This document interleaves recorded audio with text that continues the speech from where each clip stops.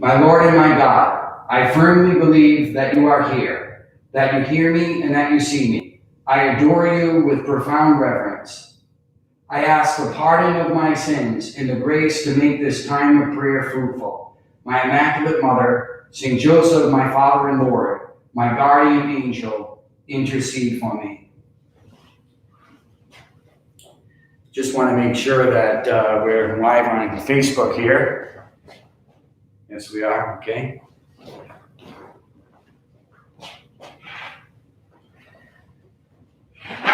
With your permission, Lord. Well, this is the last night of our get-together here that we'll have. Maybe we'll do it again. I'll take a look and see maybe some topics that we can talk about. I'll let you know in advance. But this is our last night. We had a really good week together. It's been a trying week for all of us. It's been nerve-wracking, and it's just been so wonderful for us to be able to get together here in church and in this rectory chapel and discuss important spiritual meditations. And tonight is the last night when we'll be talking about suffering, loss, and redemption. And so we're ending this series then really pondering some of the greatest questions that mankind has. There's no other questions that are more pressing for mankind than loss, suffering, redemption, why we're here, what's our purpose. And it's really interesting coming from a Catholic perspective. Of course, many of you are watching are Catholic, I'm sure, and hopefully there are others watching too. But from a Catholic perspective, these questions are very serious. But deep down in our heart, we know really what the answer is to these questions. The answer is Jesus Christ. And it's really interesting to see popular culture and how it's expressed in movies, this really pressing question, and how there are some playwrights and screenwriters and who really grapple with these questions, and we see them on film do that. And it's pretty interesting. There's one movie I'm thinking about in particular, and it really addresses some very serious issues, as most of his movies do. It's a Woody Allen film. It's called Hannah and Her Sisters. It's about three sisters that live in New York, and kind of Woody Allen is kind of the comic relief in all of this. And when you see him, he kind of breaks up the monotony or the difficulty of the plot and how thick it is and what's happening in these three sisters' lives. And then, he kind of clowns around a bit as he usually does in his movies. But in one scene, he's grappling with the question of God, which is a lot of his movies, he typically does this. And in this movie in particular, he's really trying to figure out, he thinks he has cancer, and the doctor, he calls the doctor, and the doctor says that he has a little bit of hearing loss in his left ear and in the high pitch range. And he says to the doctor, well, is that a problem? I just won't go to the opera. So the doctor says, well, let me take a look at this. And, so he's kind of like in a panic because he thinks that it might be a tumor. Because the doctor, he says, what could this be? And the doctor says, well, it could be that a loud noise maybe disrupted your ear, or maybe you cleaned your ear a little too closely to the drum, or it could be a tumor, but let's not even go there until we really look. And so he's just beside himself, thinking that he has cancer, and so he goes to a friend of his, and he says to her, I'm so upset about this, and I don't know what to do. And she says, well, you're a hypochondriac, I don't know why you constantly have to think of the worst. Like the other day, she said to him, you thought you had malignant melanoma. on your back? And he said, well, the sudden appearance of a spot on my back. And she said, it was on your shirt. And he said, well, how was I supposed to know? Everyone was pointing back there. So this character is a bit neurotic. And so he then is contemplating these big questions, and he's trying to figure out the answers to these things.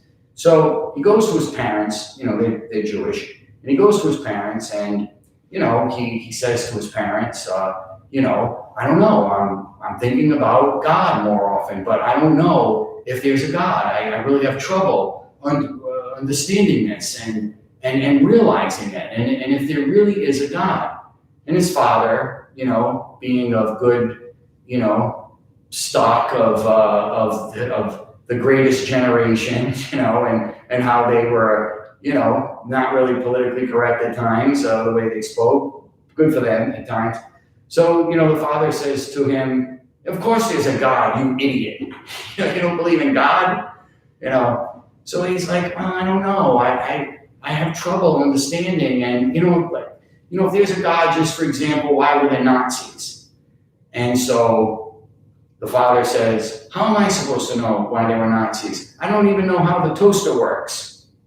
So I don't know. I think that really kind of sums up a lot of times we get into these discussions and, people challenge us, or, we really don't think about these major questions as much as we should. But as Catholics, though, I think these questions are really ingrained in us from the very beginning of our catechism preparation. If we're paying attention, if we're going to Mass, if we're, going to catechism classes, making our confirmation, these kinds of questions, major questions, tend to be very much in the forefront of our thoughts. Because what's going to happen to me after I die? That's a major question that really Catholics have a great answer for.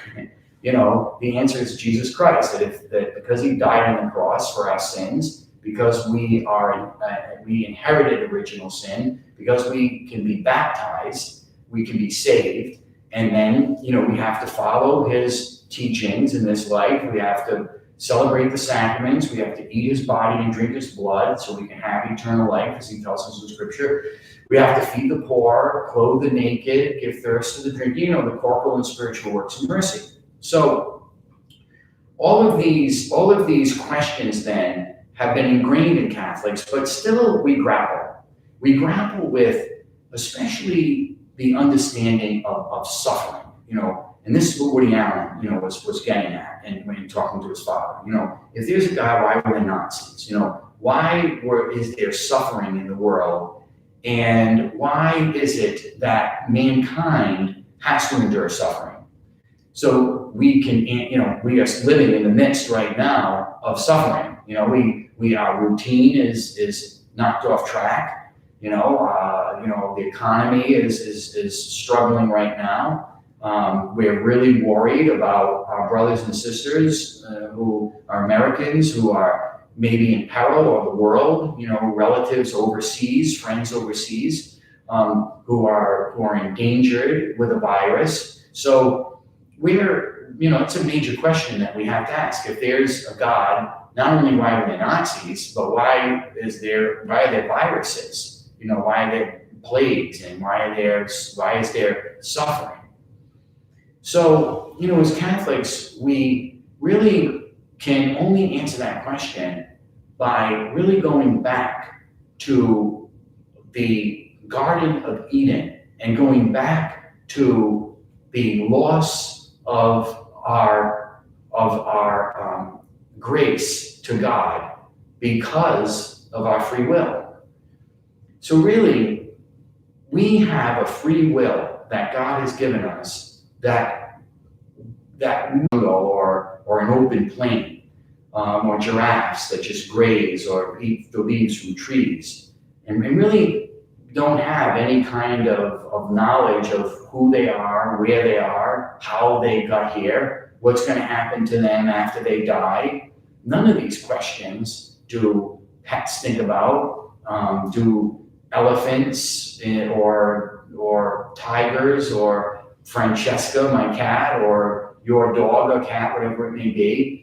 It knows instinctive things. It knows that it's loved, hopefully. It knows that it enjoys being pet and being paid attention to. It knows that it likes to play games, and it has loyalty to its owner and to the one who cares for it and feeds it. And so certainly there's affection there, and there's even emotions. There's anger. A cat could put up their back or take their claws out or hiss. A dog could bark and show its teeth, as an aggressive sign of stay away. So they have basic kind of tendencies to know what it is to fear and even maybe to love in the way that best they can. A cat that purrs, is very happy, it experiences happiness. It also experiences pain if it gets hurt, or if, you accidentally step on its tail, they certainly will let that be known that they're in pain or that they're suffering in some way. So they do know what it is to suffer, but they really don't have a general, of course, understanding of where they are and how it came to be that they exist, and that someday they are not going to be here forever. They are going to die. And so God has given us, unlike any other animal in the animal world, God has given us a gift that He shared with us because we're made in His image and likeness. And that gift is that we understand that we have a free will, that we can reason, that we can accept or reject things because we want to, because we have the ability to do so. Now, I don't think anybody would want to give up their free will to live in a paradise existence, but live as a dog or a cat. None of us would do that. If someone said to you, I could snap my fingers and make you into a dog, and you could live a happy lifestyle, but you'd be a dog. You'd have the mind of a dog, you'd have the whole everything about a dog that we know of, that would be you, but you would live in a paradise kind of state.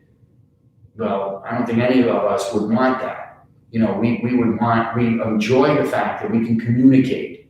We enjoy the fact that we can write things, that we can read things, that we can communicate with each other on a very sophisticated level, both intellectually and emotionally.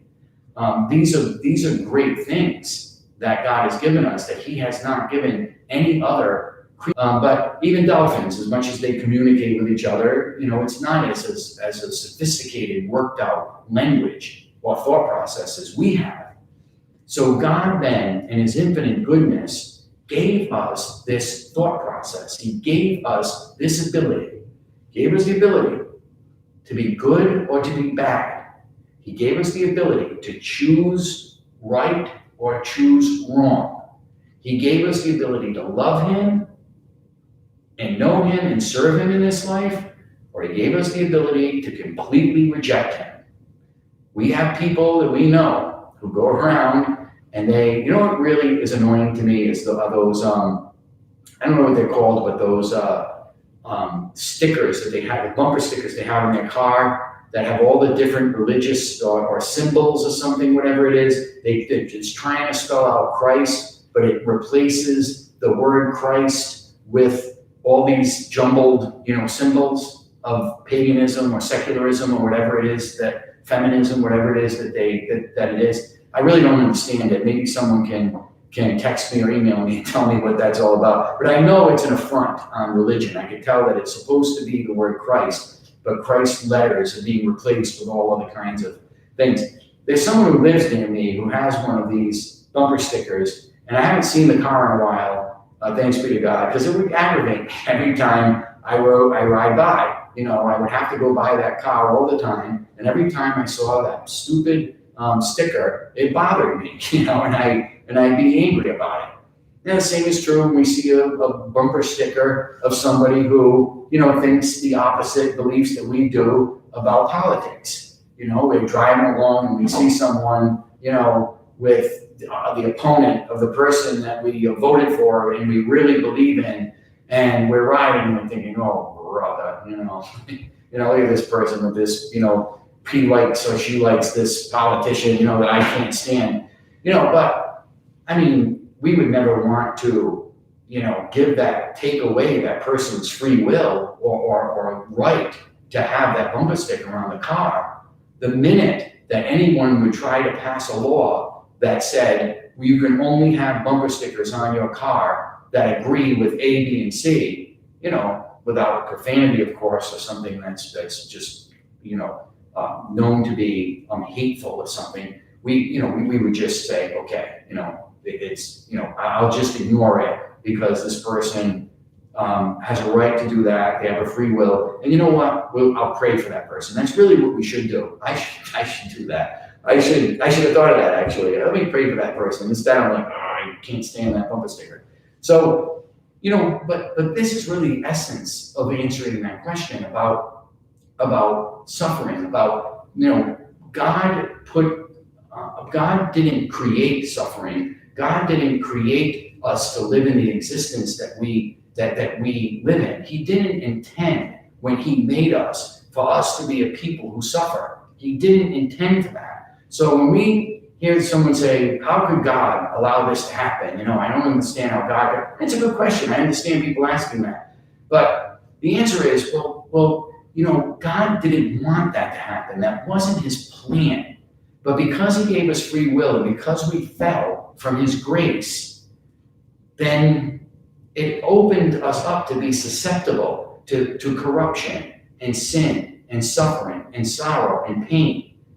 But he did give us a remedy for it. He gave us a remedy for our suffering, and that is Jesus Christ.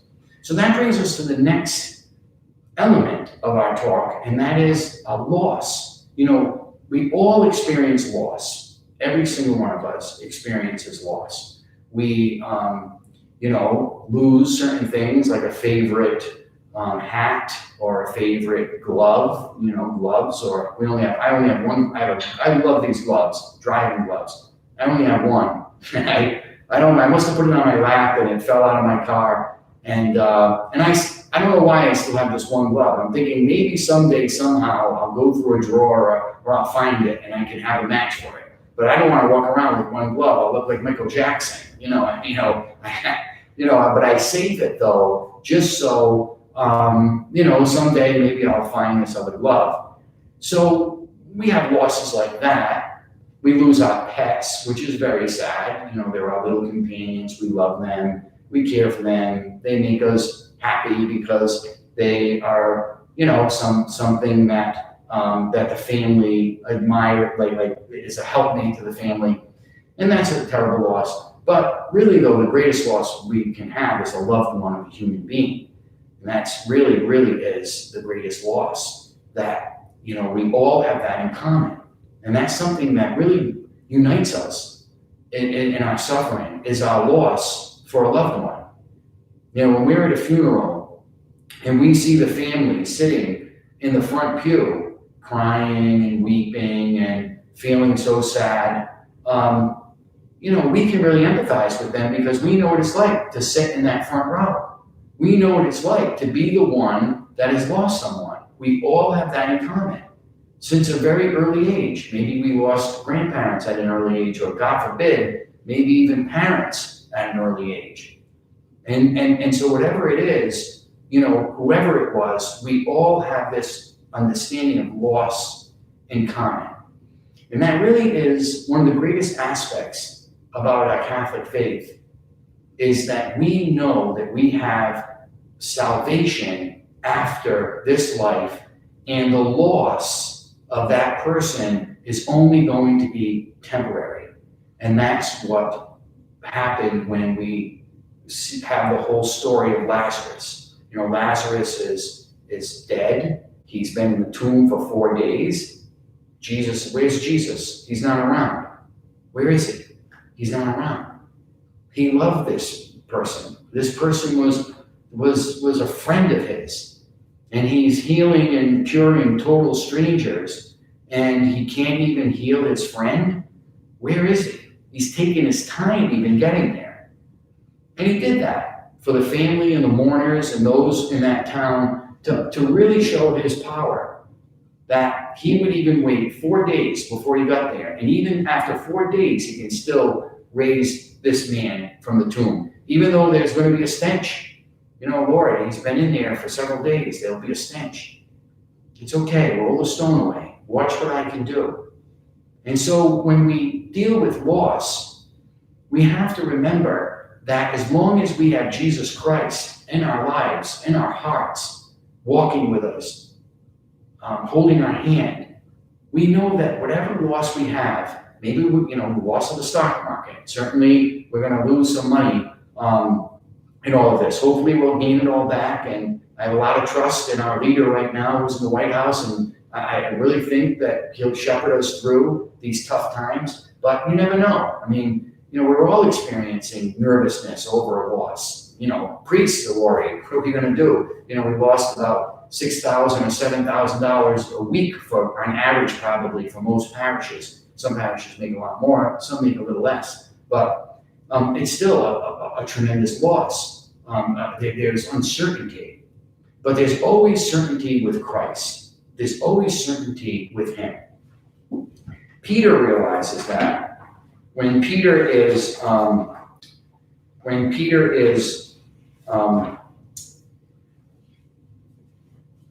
after the resurrection, after he denies Jesus 3 times, there's a tremendous loss for Peter. Peter is upset. He denied Jesus 3 times, as Jesus predicted. The cock crowed after he had denied him 3 times, and he realized that prediction came through. He wept bitterly.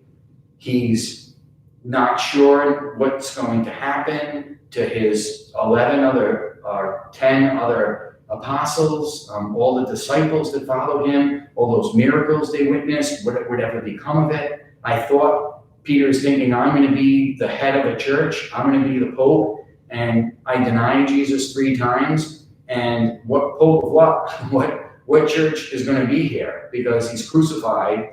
I denied him 3 times that I knew him. And what is there left? Talk about loss. Talk about suffering. Peter knew this loss and suffering. So then this leads us to, as we're comforted by Jesus, and as we're comforted in our losses, this leads us to redemption. There is redemption. There is the light at the end of the tunnel is redemption. The light at the end of the tunnel for loss in this world. It's like the guy who, built a bigger barn because he had so much wheat and grain, and he put all this, his crops in this barn, and he said, now I can relax, or, I have a huge barn now that's filled with all this food, and I can sit and be merry and relax. And what happened? Jesus said, you fool, that night, that very night, your life will be taken from you. And so really, what is security then? If we only experience terrible loss that can harm us to a great degree if we're attached to things that we can lose that we shouldn't be attached to. If we're so attached to our car that we love our car, and because all of this happened, we can't make payments anymore, and that car is all we lived for, well, what's going to happen? Or anything. Even our house, as much as we love our houses and as much as we're attached to it, and even our very house that we live in, the roof over our head, it's still, we can't be as attached to it as we are to Jesus Christ. Even more so, we have to be attached to him, because we can never lose him. That's the thing. We can never lose him. Everything else in this world, including people we love, houses we live in, everything we own and possess, we can lose, except Jesus. And Jesus is showing us that in his redemption of Peter. Jesus is showing us that even if you deny me 3 times, I don't know the man, I never, run away from trouble, that even when you come back and ask for God's forgiveness. He's merciful, kind, gentle, slow to anger, rich in compassion. That's why we're praying the divine mercy every day. For the sake of his sorrowful passion, have mercy on us and on the whole world. Because he's merciful. He gives us every opportunity for redemption. Every opportunity, as he did Peter. So Peter's on the shore. He notices Jesus. Jesus is on the shore. He notices, Peter notices him. He's fishing. He jumps into the water from his boat. He swims ashore. Jesus has breakfast waiting for him. Very beautiful scene on the beach early in the morning. Jesus is cooking and making fish. And so Jesus says, so when they finish breakfast, Jesus says to Simon Peter, Simon, son of John, do you love me more than these? He said to him, yes, Lord, you know that I love you. He said to him, feed my lambs. A second time he said to him, Simon, son of John, do you love me? Peter said to him, yes, Lord, you know that I love you. He said to him, tend my sheep. Jesus said to him a third time, Simon, son of John, do you love me? Peter was grieved because he said to him a third time, do you love me? And he said to him, Lord, you know everything. You know that I love you. Jesus said to him, feed my sheep. Truly, truly, I say to you, when you were young, you girded yourself and walked where you would. But when you are old, you will stretch out your hand, and another will gird you and carry you where you do not wish to go. This he said to show by what sort of death Peter would glorify God.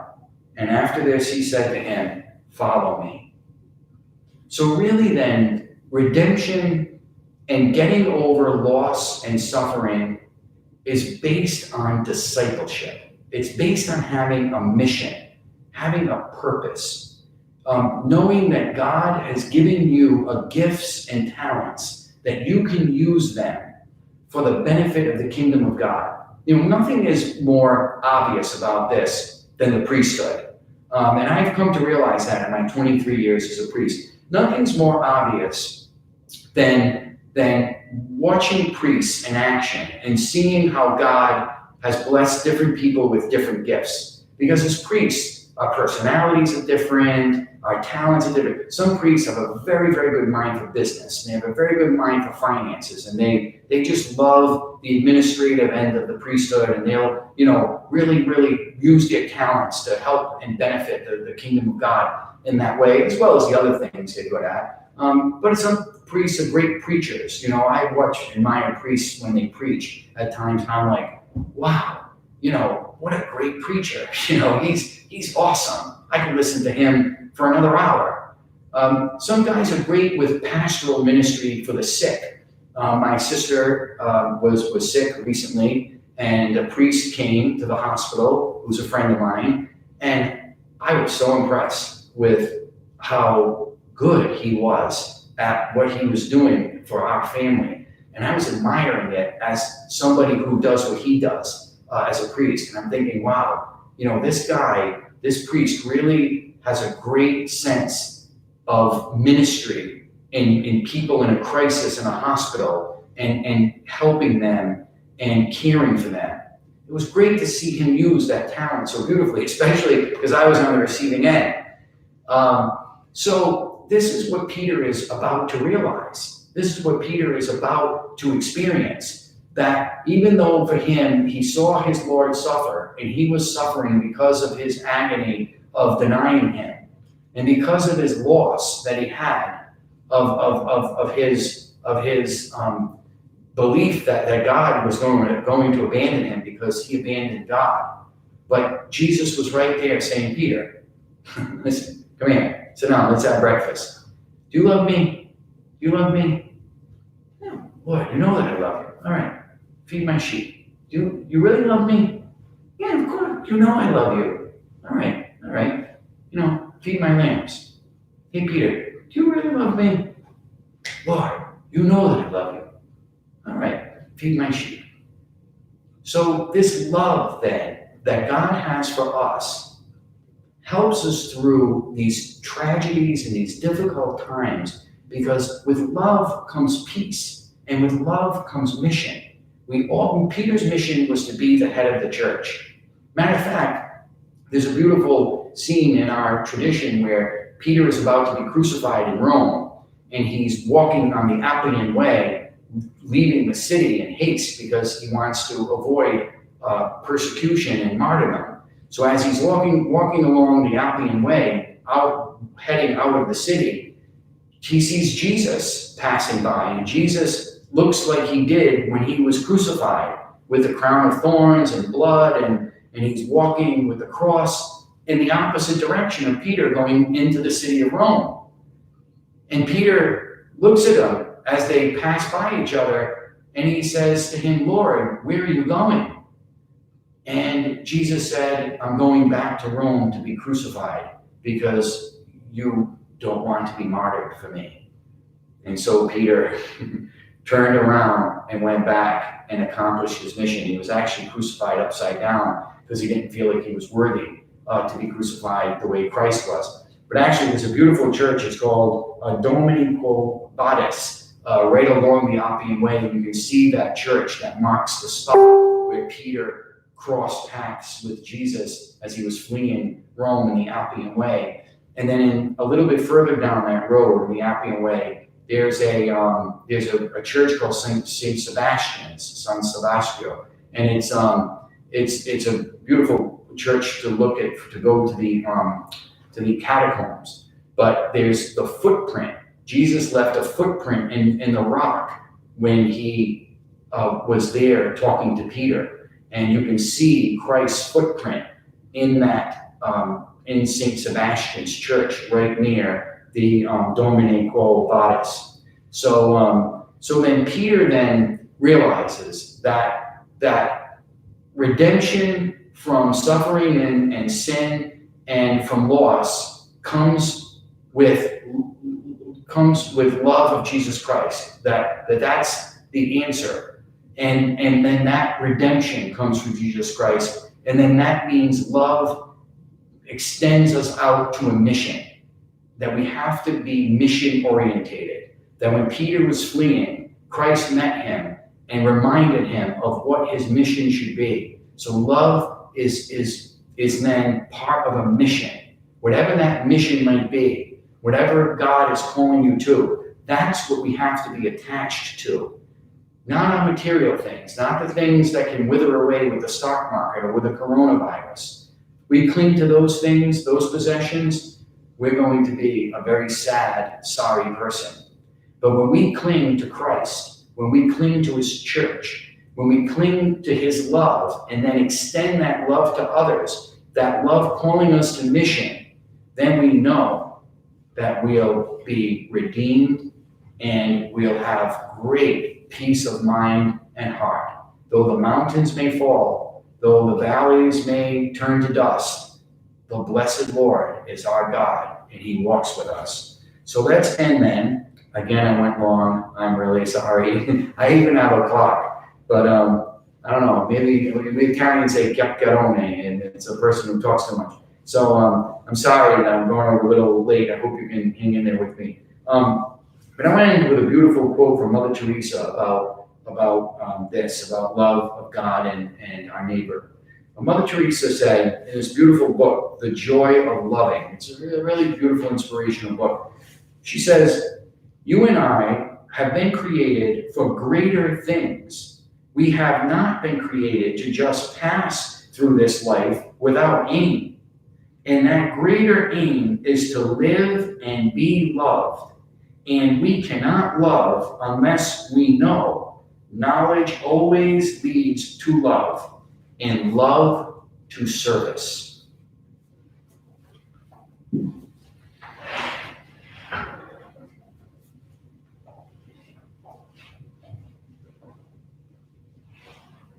My Lord and my God, I thank you for the good resolutions and affections that you have communicated to me in this meditation. I ask your help to put them into effect. My Immaculate Mother, St. Joseph, my Father and Lord, my guardian angel, intercede for me.